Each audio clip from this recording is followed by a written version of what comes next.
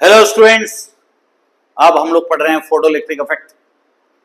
When a light of suitable frequency incident on metal surface, the electron get ejected out of the surface and move from one point to another point.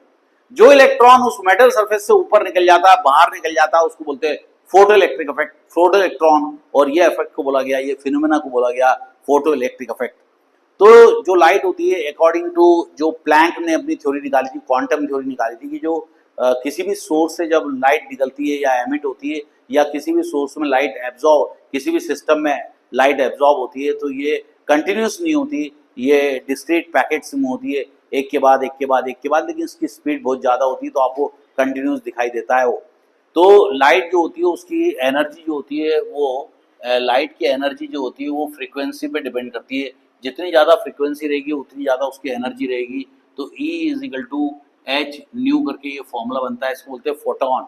H new को बोलते हैं photon.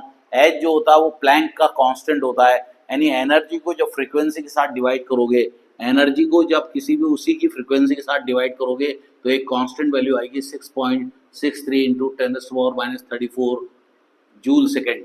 ये जो होता है इसको अपन बोलते हैं प्लैंक कांस्टेंट। और प्लैंक कांस्टेंट जो होता है उसको एच से रिप्रेजेंट किया जाता है। तो लाइट जो होती है वो बंडल्स और पैकेट्स के फॉर्म में होती है और किसी भी ऑब्जेक्ट पे गिरती है। तो ये लाइट जो होती है ये मेटल सरफेस पे गिरती है और ये इलेक्ट्रॉन बाहर निकल जाते हैं। ये जो फिनोमेना होता है ये कहलाता है फोटो इलेक्ट्रिक इफेक्ट। लेकिन एक सुटेबल लाइट होनी चाहिए, यानी कि जिस फ्रीक्वेंसी पर इलेक्ट्रॉन बाहर निकल जाते हैं वो थ्रेशोल्ड फ्रीक्वेंसी कहलाती है। और ये थ्रेशोल्ड फ्रीक्वेंसी कहलाती है, और थ्रेशोल्ड फ्रीक्वेंसी पे ही इलेक्ट्रॉन बाहर निकल पाता है। तो फोटोइलेक्ट्रिक इफेक्ट क्या होता है कि light of suitable frequency incident on metal surface, electron get ejected out of the surface called photoelectron and the phenomena is known as photoelectric effect.